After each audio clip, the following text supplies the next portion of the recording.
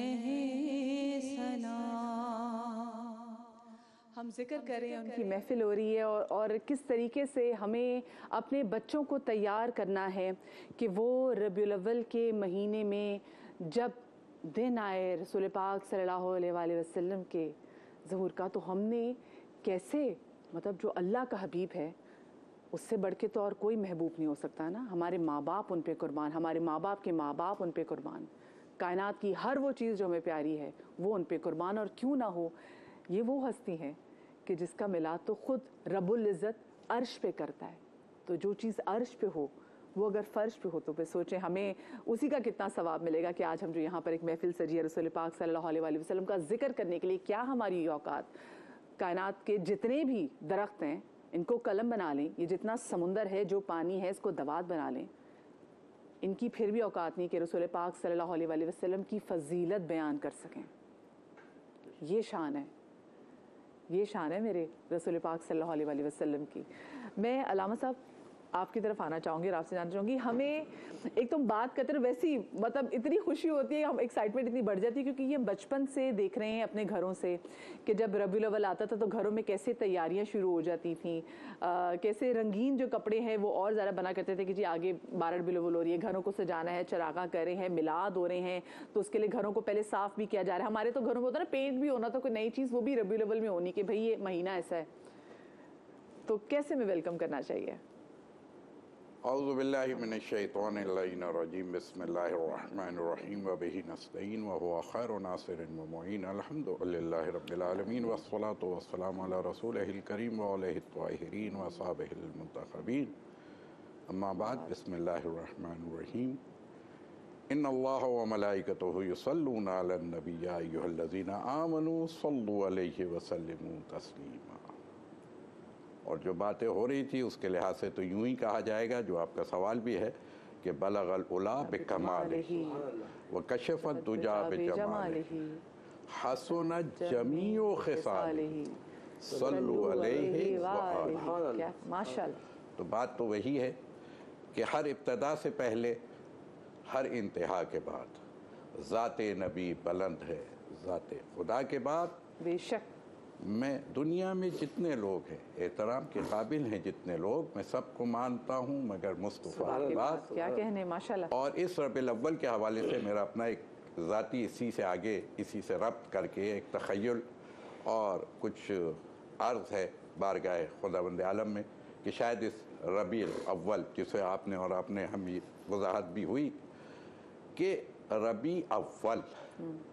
بہار اول، ہم سمجھ رہے ہیں مہینوں میں بہار اول، لیکن خدا نے تو اسے بہار اول ہی قرار دیا۔ کائنات میں جتنی بہاریں ہیں وہ سب ان کی بہار کے صدقے میں۔ بات ابھی یہی ہو رہی تھی جو گفتگو بھی ہے کہ حق یہی ہے کہ جو چیز یہ خدا نے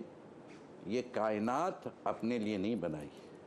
اپنے لیے تو اپنی شناخت کے لیے وہ نور اول ہے، اور جس کی طرف نوید بھائی نے ایک اشارہ بھی کر دیا تھا تو میں کہوں گا کہ ہاں اولو خلق اللہ نوری۔ تو اسی کے بعد میرے رسول اکرم صلی اللہ علیہ وآلہ وسلم کی ایک اور حدیث بھی سامنے جس کی طرف شاید اشارہ بھی تھا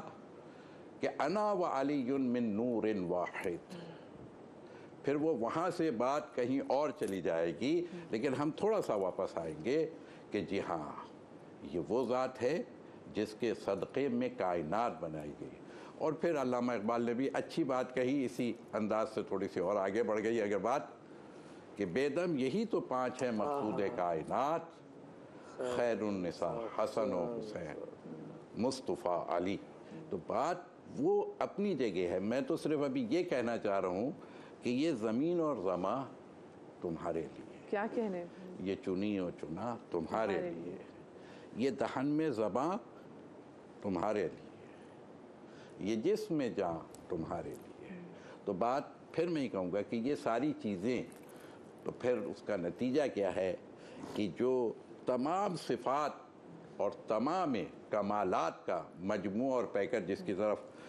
مولانا نے اشارہ کیا اور آپ نے ان کو روک دیا تھا، ابھی میں تو سمجھا تھا کہ اولیاء تک بھی بات جائے گی اور کہاں تک بات پہنچائیں گے انشاءاللہ، اور پہنچائیں گے۔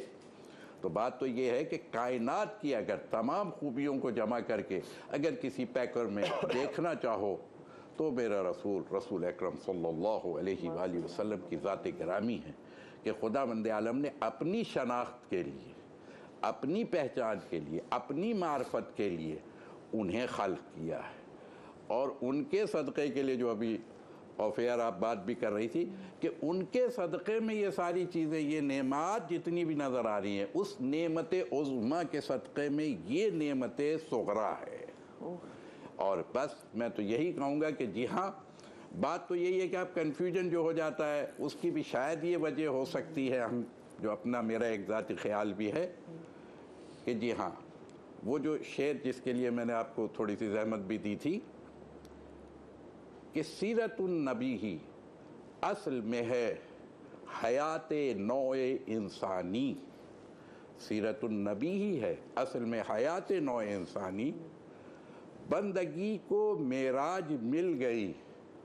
بس میلاد مصطفیٰ کے بعد۔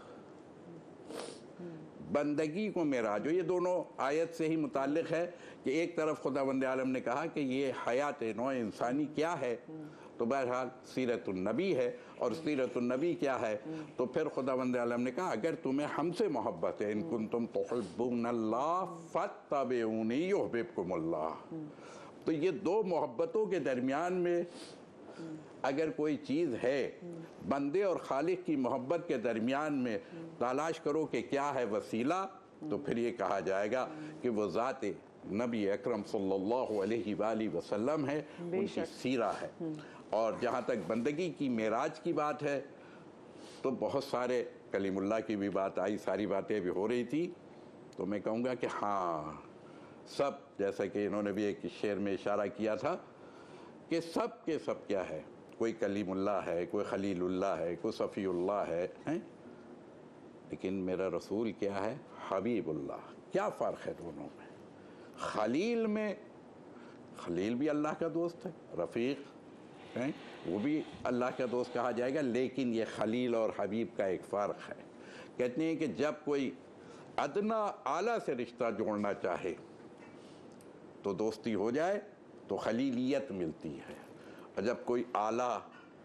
ادنا سے دوستی کرنا چاہے تو پھر حبیبیت ہوتی ہے۔ لوگ کہتے ہیں کہ رسول کو معراج ہوئی، تو معراج جیسے میں نے کہا نا کہ بندگی کی معراج ہے، یہ کب آئی؟ یہ رشتہ تو اللہ سے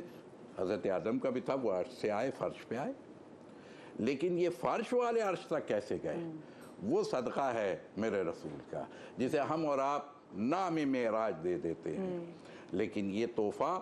خدا نے کیا میرے رسول کی خواہش تھی جی اور کہ بہت مجھے سارے معراج ہم ملے۔ دیکھتے ہیں کہ جب حضرت موسیٰ بھی جب اللہ سے کلام کرتے تھے تو جب ان کی والدہ کی جب وہ دنیا سے رخصت ان کی والدہ ہوئی ہیں تو اللہ پاک نے ان سے بھی کہا کہ موسیٰ اب دھیان سے مان، لیکن میں معراج کے اگر واقعے پہ جاؤں تو وہاں پر تو اللہ نے اپنے حبیب کو اتنا قریب بلا لیا کہ حضرت جبرائیل نے کہا کہ اس سے آگے میں نہیں، اس سے آگے تو اس سے اور آگے کی بات اگر کر دے تو میں یہ کہوں گا کہ جی ہاں، کلیم اللہ اپنے پیروں پہ چل کے گئے تھے، میرے رسول براق پر بیٹھ کے گئے تھے، زحمت اتنی بھی نہ دی اپنے تک بلانے کے لیے کہ چلنے کی زحمت ہو انہیں۔ اللہ اکبر، یہ شان رسالت ہے، یہ شان محبوب کبریا ہے۔ میں کہوں کہ پھر بات یہ ہے کہ حضرت خلیل سے تو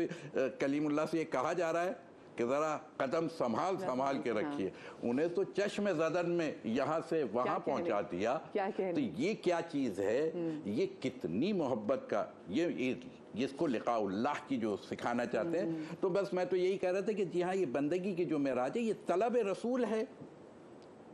نہیں، یہ طلب خدا ہے۔ یہ عرش والوں کی طلب تھی۔ عرش والوں کی کیا طلب تھی؟ کہ تو نے فرش والوں کو اپنا حبیب دکھایا، ہم عرش والوں کو کب دکھائے گا؟ تو لِنُرِيَهُ مِنْ آیاتنا، مجھے نہیں معلوم کہ خدا نے کس کو اپنی آیت کبریٰ دکھائی ہے۔ اگر آیت کبریٰ کسی چیز پر اطلاق کیا جا سکتا ہے، ابھی نوید بھائی اشارہ بھی کر رہے تھے ان چیزوں کی طرف، تو آیت کبریٰ کون سی شے ہے خدا کی؟ तो वो रसूल अकरम सल्लल्लाहु अलैहि वसल्लम की ज़ात गिरामी है कि जो अल्लाह की सबसे बड़ी निशानी है, उससे बड़ी निशानी कोई और है ही नहीं और हो ही नहीं जो चलते फिरते कुरान की तफसीर है। अच्छा, क्योंकि मैं फिर वही बात, क्योंकि यहाँ पे ख़वातीन देख रही हैं, बच्चे देख रहे हैं, हमें अपने आप को प्रिपेयर करना है इस रबीउल अव्वल के लिए। क्या सिर्फ ज़िक्र कर देने ही से ही मोहब्बत का हक़ अदा हो जाता है? ऐसे क्या कुछ अमाल हैं जो कि हमें इस, क्योंकि देखिए हम रबीउल अव्वल के रोज़े भी रख रहे हैं। जो मैं चीज़ जो आपका सवाल था, बस एक शेर में सिर्फ इसका जवाब दे दूंगा कि जब ये सारी खूबियाँ जिसके अंदर जमा हो जाए तो फिर उसके लिए अहमद रज़ा ख़ान ने कहा कि तेरी नस्ल पाक में है बच्चा बच्चा नूर का, तेरी नस्ल पाक में है बच्चा बच्चा नूर का। और फिर ये तो खुदावंद आलम ने सल्लु अलैहि व आलिही वो बात हो गई है। तेरी नस्ल पाक में है बच्चा बच्चा नूर का, तू है ऐने नूर, तेरा सब घराना नूर। क्या